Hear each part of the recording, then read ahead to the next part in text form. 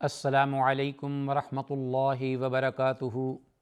الحمد للہ وکفی وسلام علی عبادہ الذین اصطفی، اما بعد فاعوذ باللہ السمیع العلیم من الشیطان الرجیم من ہمزہ ونفخہ ونفثہ۔ بسم اللہ الرحمن الرحیم۔ فبشر عبادی الذین یستمعون القول فیتبعون احسنہ، اولئک الذین ھداھم اللہ وَأُولَئِكَ هُمْ أُولُو الْأَلْبَابِ۔ وقال تعالی وَنُنَزِّلُ مِنَ الْقُرْآنِ مَا هُوَ شِفَاءٌ وَرَحْمَةٌ لِّلْمُؤْمِنِينَ وقال علیہ افضل الصلاۃ والتسلیم۔ ان اللہ تعالی لم ينزل داء الا انزل له شفاء، علمہ من علمہ وجاہلہ من جاہلہ۔ ناظرین، پروگرام دوائے شافی پیش خدمت ہے،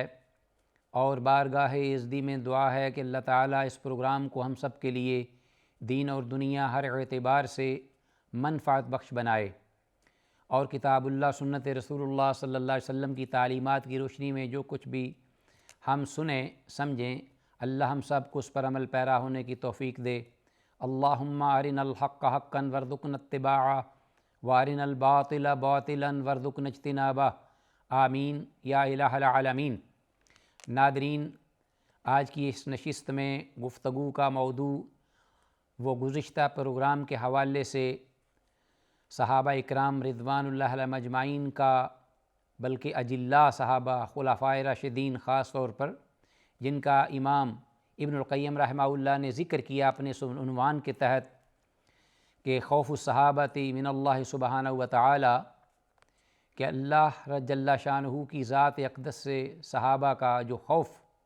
اس سلسلے میں ابو بکر رضی اللہ عنہ، حضرت عمر رضی اللہ عنہ، حضرت عثمان رضی اللہ عنہ، ان کا ذکر ہوا، اور اس کے بعد ہم گفتگو کے اس حصے پر تھے کہ حضرت علی بن ابی طالب رضی اللہ تعالیٰ عنہ، جن کا تعلق رحمۃ للعالمین کے ساتھ کوئی ڈھکا چھپا نہیں، جو مقام اور مرتبہ تھا، خلافت راشدہ میں سے چوتھے خلیفہ ہیں، حسنین کے والد ہیں، فاطمۃ الزہرا کے شوہر ہیں، رحمۃ للعالمین کی گود میں پلنے والے، اور اسی طرح تعلیم سے آراستہ و پیراستہ ہونے والی وہ ہستی جو کہ ہمارے لیے ایک بہت بڑا اسوہ ہے قیامت تک کے لیے، حضرت علی رضی اللہ عنہ، اور جن کی بابت الصادق المصدوق صلی اللہ علیہ وسلم نے اپنی حیات طیبہ میں یہ فرمایا، علی فی الجنہ، عشرہ مبشرہ میں سے آپ شامل۔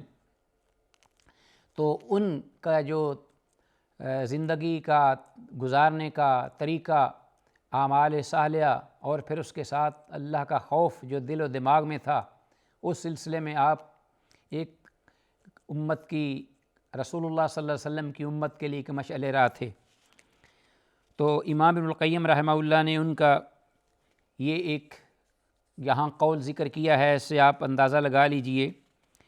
کہ دل میں کتنی نرمی تھی، اور خوف الہی سے کس قدر وہ سرشار تھے۔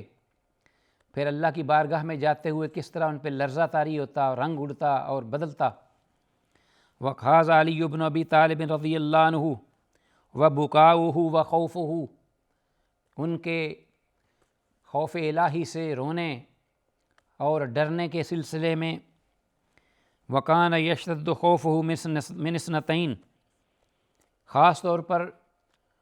ہمہ وقت جو ان کو ڈر ہوتا اور اس سے وہ لرزہ بردام ہو جاتے جب دو چیزوں کا تذکرہ ہوتا ان کے سامنے۔ طول الامال، ایک جھوٹی لمبی امید شیطان کی طرف سے ہوتی ہے، خاص طور پر یعدہم ویمنیہم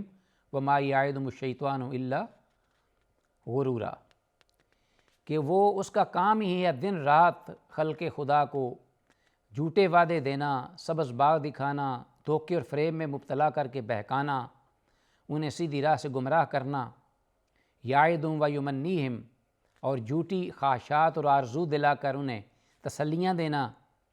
وما یعدہم الشیطان الا غرورا، اور شیطان کا دھوکہ ہی دھوکہ ہے، سب جو بھی وہ دل میں ڈالتا ہے، علیہ باللہ۔ سب سے بڑا اس کا جو دھوکہ ہے وہ ایک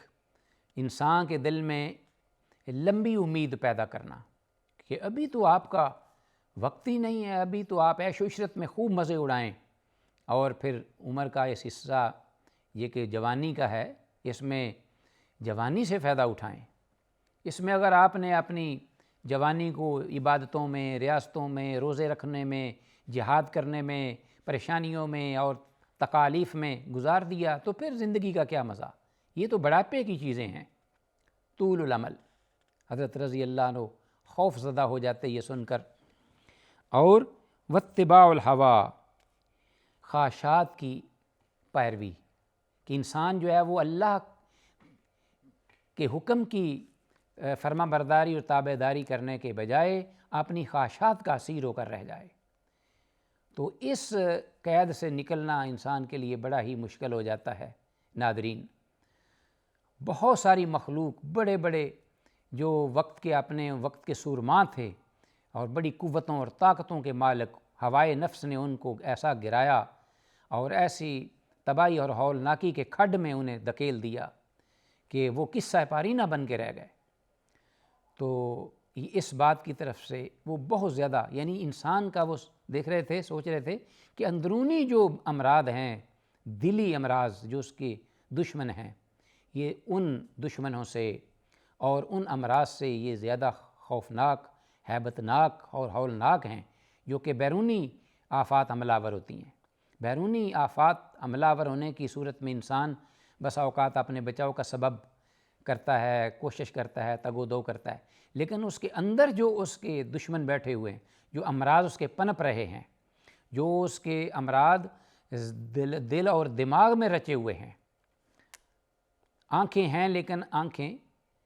اندھی ہیں، یعنی بصیرت ہے ہی نہیں ان کے اندر، کان بھی سنتے ہیں لیکن حق کی بات سننا گوارا ہی نہیں، دل بھی ہے، دھڑکتا ہے، لیکن دل مردہ ہو چکا ہے اور سیاہ گناہوں کے دبوں سے وہ اٹھ چکا ہے،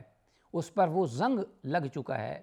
وہ اب زنگ اترے گا یا سیاہ دبے ہٹیں گے تو اس کو ہوش آئے گی، لیکن وہ کیسے؟ بہت ہی زیادہ مشکل ہے۔ تو حضرت علی المرتضیٰ رضی اللہ عنہ انسان کی اندرونی جو امراض ہیں اس سے خوفزدہ تھے زیادہ، خواہشات اور طول العمل۔ قال، کہتے کہ فاما طول العمل، کہ جھوٹی امید جو ہے انسان کی، کہ انسان اپنے تئیں دھوکہ اور فریب دیتا ہے کہ ابھی بہت وقت ہے اور یہ ابھی بڑے مواقع ہیں اور میں یہ کر لوں گا، فلاں وقت یہ کر لوں گا، فلاں وقت چلو نہ ہوا تو میرے لیے یہ وسائل تو ہیں، یہ مجھے سہارا دیں گے، اس قسم کی سوچیں، اس کو فینسی الآخرۃ، یہ طول العمل جھوٹی اس کو آخرت کی جو اللہ کی بارگاہ میں حاضری ہے اس سے اس کو غافل کر دیتی ہے۔ جھوٹی امید اس کو بھلا دیتی ہے وہ وقت بارگاہ ازدی میں حاضری کا۔ وَأَمَّا اتِّبَاعُ الْهَوَىٰ، اور جو کہ خواہشات کی پیروی ہے، خواہشات کا اسیر ہونا ہے، فَيَصُدُّ عَنِ الْحَقِّ، تو انسان کو حق بات کہنے، سننے، ماننے سے یہ روکتے۔ یہ اتباع الہوا جو ہے، کوئی انسان بڑی بڑی مسند پہ بیٹھتے با اختیار ہوتے ہوئے بھی جب دیکھتا ہے کہ اس چیز میں میرا فائدہ ہے، ڈنڈی مارے گا، اللہ کی بات کو فراموش کر دے گا، رحمت للعالمین کی حدیث وہ اس کو خاطر میں نہیں لائے گا، شریعت طاہرہ کی کسی بات کو۔ تو خاص طور پر جو اہل منصب لوگ ہیں وہ اتباع ہوا کے پیچھے اپنے آپ کو تباہ کرتے، برباد کرتے، اپنی دنیا کو رکھنے کے لیے، بچانے کے لیے نمود و نمائش اور اسی طرح شہرت اور عہدوں کی حفاظت کے لیے جو خواہشات ہے، اتباع ہے اس کی، خواہشات کی، اس کی پیروی میں حق کو ٹھکرا دیتے ہیں۔ الا، خبردار، وَإِنَّ الدُّنْيَا قَدْ وَلَّتْ مُدْبِرَةً، خبردار، یہ ہوشیار ہو جاؤ۔ حضرت علی المرتضیٰ رضی اللہ عنہ فرماتے ہیں یہ دنیا اب گئی کہ گئی، چند لمحوں کی بات ہے کہ اس پہ کوئی بھروسہ نہ کیجیے، تکیہ نہ کیجیے۔ وَالْآخِرَةُ مُقْبِلَةٌ، اور آخرت جو ہے وہ آئی کہ آئی، کُلُّ آتٍ قریب، ہار آنے والی چیز قریب تر آ گئی ہے۔ أَحَسِبَ النَّاسُ أَن يُتْرَكُوا أَن يَقُولُوا آمَنَّا وَهُمْ لَا يُفْتَنُونَ، ان کا حساب جو ہے وہ قریب آ گیا ہے۔ وَهُمْ فِي غَفْلَةٍ مُعْرِضُونَ، لوگوں کا حساب قریب آ گیا ہے اور وہ غفلت میں پڑے ہوئے ہیں۔ وَلِكُلِّ وَاحِدَةٍ مِّنْهُمَا بَنُونَ، اور ہر یعنی دنیا اور آخرت کے لیے اس کو چاہنے والے ہیں، کیونکہ انسان کی جو ایفرٹس ہیں دنیا میں وہ دیکھی جاتی ہیں اس کے طرز عمل سے کہ کیا وہ دنیا کے لیے ہی ہیں یا کہ آخرت کے لیے ہیں۔ تو یہ ایک انسان کی اپنی اب خوش بختی ہے، صلہ تو دونوں کو ملے گا۔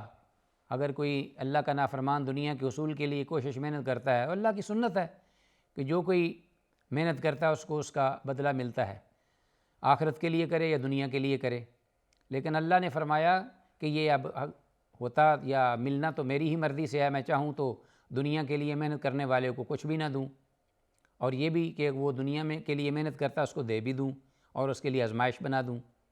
اور آخرت کے لیے جو محنت کرنے والا اس کو میں آخرت دوں گا ہی دوں گا، اور اس کے لیے وہ خیر و برکت کا باعث ہوگی۔ تو دونوں کے لیے چاہنے والے ہیں۔ فَكُونُوا مِنْ أَبْنَاءِ الْآخِرَةِ، حضرت علی رضی اللہ عنہ فرماتے ہیں تو پھر آخرت کے چاہنے والے بن جاؤ دنیا کے بجائے، اس لیے کہ دنیا کی جب آخرت جب بن جائے گی تو اس وقت دنیا خود ہی بن جائے گی، دنیا خود ہی اللہ وسیع کر دیں گے اور اس میں خیر و برکت دے دیں گے۔ تو وہ دنیا لو، وہ دنیا چاہو جو آخرت کے لیے آپ کا سہارا بنے، آپ کے لیے ممد اور معاون ہو، آپ کے لیے راہ ہموار کرے۔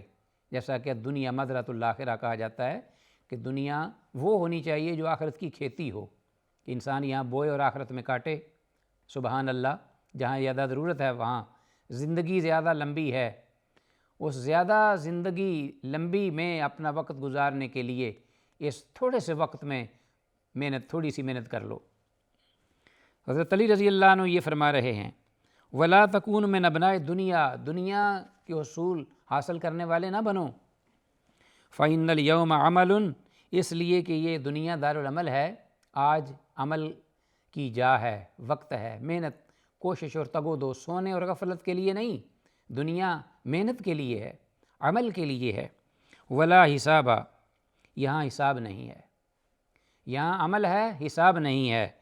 وَغَدًا حِسَابٌ وَلَا عمل، لیکن کل کی جو زندگی آنے والی ہے اس میں کیا ہے؟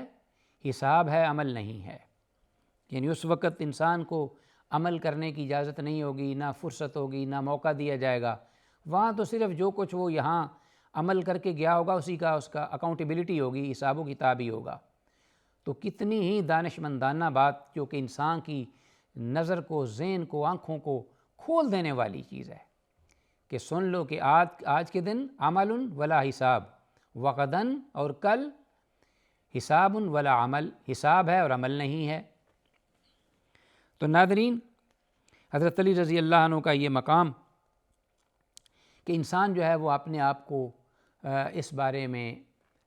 ہمہ وقت تیار رکھے اور خائف ہو آخرت کے حساب و کتاب سے۔ قرآن مجید میں اللہ نے ہم سے یہی مطالبہ کیا ہے، اور یہ خوف اس کی بڑی قیمت ہے۔ آپ دیکھیے انبیاء رسول کی کتنی پاکیزہ زندگیاں تھیں، کس قدر وہ اللہ کے مقرب تھے، اور ہمہ وقت اللہ کی وحی کے وہ تابع رہنے والے اور وحی کی ہی زندگی جلو میں اور سائے میں وہ اپنی زندگی بسر کرنے والی ہستیاں تھیں۔ تو اللہ تعالیٰ ان کے بارے میں جب ذکر فرماتے ہیں تو ایک خاص صفت وہ کیا ہے کہ انہم کانوا یسارعون فی الخیرات، کہ وہ بھاگنے والے ہوتے تھے، جلدی کرنے والے، پیچھے نہ رہنے والے، سبقت لے جانے والے ہستیاں، کس میں؟ فی الخیرات، وہ اور ان کے ماننے والے۔ انہم کانوا یسارعون فی الخیرات وَيَدْعُونَنَا رَغَبًا وَرَهْبًا وَكَانُوا لَنَا خَاشِعِينَ، اور ہمیں وہ بلاتے رہتے، ہر وقت پکارتے رہتے، ہمارے ساتھ ان کا تعلق اور صلہ قائم رہتا۔ وَيَدْعُونَنَا رَغَبًا، رغبت رکھتے ہوئے، طمع جس کا معنی تتجافى جنوبهم عن المضاجع يدعون ربهم خوفا وطمعا، طمع رکھتے ہوئے، رغبت رکھتے ہوئے، اور ساتھ ہی یعنی اس کو ہم امید سے، رجا اچھی امید سے جسے ہم تعبیر کر سکتے ہیں، اور ساتھ ہی رغبا و رہبا اور خوف سے، فَإِيَّايَ فَارْهَبُونَ، کہ اللہ نے فرمایا کہ مجھ سے ہی ڈرو، اور اسی طرح مجھ سے ہی ڈرو، وَاتَّقُونِ يَا أُولِي الْأَلْبَابِ، اگر عقل رکھتے ہو، عقل والو، صاحب عقل۔ اور پھر فرمایا کہ وَأَمَّا مَنْ خَافَ مَقَامَ رَبِّهِ وَنَهَى النَّفْسَ عَنِ الْهَوَىٰ، جو حضرت علی رضی اللہ عنہ کے قول سے ہمیں بات ثابت آئی کہ انسان جب اپنے ہوا یعنی ہوائے نفس، خواہشات کا قیدی بننے اور اسیر ہونے کی بجائے اللہ کے حکم کا پابند بن جائے، اللہ اکبر، یعنی جسے ہم بندہ کہتے ہیں، غلام، بندگی کا معنی غلام ہے کہ وہ اس کا سراپا جو ہے وہ اللہ کے حکم کے تابع دار ہو، وہ اپنے آپ کو اللہ کی جو اطاعت میں دے دیتا ہے، وہی غلام ہے، عبد و عباد الرحمن۔ اور وہی غلام ہے، غلامی کی بھی اللہ کی غلامی یا مسلمان ہونا، سبمیشن ٹو اللہ، یعنی انسان جو ہے وہ ہمہ وقت ہر اعتبار سے اللہ کا وہ غلام ہو، اللہ کے حکم کا پابند ہو، اللہ کی شریعت طاہرہ کا وہ اسیر ہو، اپنی خواہشات کا نہیں۔ تو پھر اس کے لیے کیا صلہ ہے؟ وَأَمَّا مَنْ خَافَ مَقَامَ رَبِّهِ وَنَهَى النَّفْسَ عَنِ الْهَوَىٰ، جو ڈر گیا اپنے پروردگار کے سامنے کھڑا ہونے سے، یعنی وہ مقام جو کہ عدالت کا ہے، اللہ کی بارگاہ میں حساب و کتاب کا ہے، اس سے خائف ہے، ہمہ وقت ڈرتا ہے اعمال کے ہوتے ہوئے بھی، مقام ربی ونہى النفس عن الہویٰ، اور اپنی خواہشات کو روکا، ونہى النفس، نفس کو خواہشات سے، یعنی نفس کو خواہشات کی پیروی کی بجائے اللہ کی پیروی پر آمادہ کیا، ونہى النفس عن الہویٰ فإن الجنة هي المأویٰ، تو جنت اس کے لیے ٹھکانہ ہے۔ اور ایک مقام پہ ہے کہ وَلِمَنْ خَافَ مَقَامَ رَبِّهِ جنتان، کہ جو اللہ کی بارگاہ میں ڈرا، نیک اعمال کا بھی اس کے لیے الگ باغ ہے، اور ایکسٹرا جو اللہ کے بارے میں اس کے دل و دماغ میں خوف دوڑ رہا ہے، اللہ کی خشیت سے معمور ہے، بھرپور ہے، اس کے لیے الگ ایک جنت اور باغ ہے۔ تو ناظرین، اللہ کی طرف سے یہ صلہ ہے، کیونکہ آپ جانتے ہیں کہ اللہ سے ڈرنے کا مطلب اللہ کے قریب ہونا ہے، اور مخلوق سے ڈرنے کا یعنی خالق اور مخلوق کے ڈر میں یہ فرق ہے۔ اور مخلوق سے جب انسان ڈرتا ہے تو اس کے سے دور بھاگتا ہے، اس سے نفرت کرتا ہے، اس سے خائف ہوتا ہے، بچتا ہے۔ اللہ سے جتنا زیادہ ڈرے گا، اللہ اس کو اپنے قریب کرے گا، اللہ کے وہ خود بھی قریب ہوگا، اللہ کا محبوب ہوگا۔ تو یہ بات جو کہ حضرت علی رضی اللہ تعالیٰ عنہ نے فرمائی، وَهَذَا أَبُو الدرداء رضی اللہ تعالیٰ عنہ، اور اس کے بعد یہ حضرت ابو درداء رضی اللہ تعالیٰ عنہ ہیں، جو کہ رسول اللہ صلی اللہ علیہ وسلم کے پیارے صحابی، اور ان سے کئی ایک روایات اور احادیث بھی جو ہیں وہ مروی ہیں۔ یہ ایک حدیث ان کے حوالے سے مجھے یاد آئی ہے کہ نبی درداء قال اوصانی خلیلی، کہ میرے خلیل نے مجھے یہ وصیت فرمائی تھی کہ یا ابا درداء لا تشرک باللہ وان قطعت حرکتا، کہ اللہ کی ذات کے ساتھ شرک نہ کرنا، خواہ تجھے ٹکڑے ٹکڑے کر دیا جائے یا جلا دیا جائے، ولا تترک صلاۃ مکتوبۃ متعمدہ، اور کبھی بھی جان بوجھ کر فرض نماز نہ چھوڑنا۔ تو یہ وصیت تھی حضرت ابو درداء رضی اللہ عنہ کو۔ تو ناظرین، آج کی اس درس میں جو کچھ بھی کہا ہے، سنا ہے، سمجھا ہے، دعا ہے کہ اللہ اس پہ ہم سب کو عمل کی توفیق دے، اور انشاءاللہ بقیہ حصہ آئندہ پروگرام میں ہوگا۔ وما توفیقنا الا باللہ۔ السلام علیکم ورحمۃ اللہ وبرکاتہ۔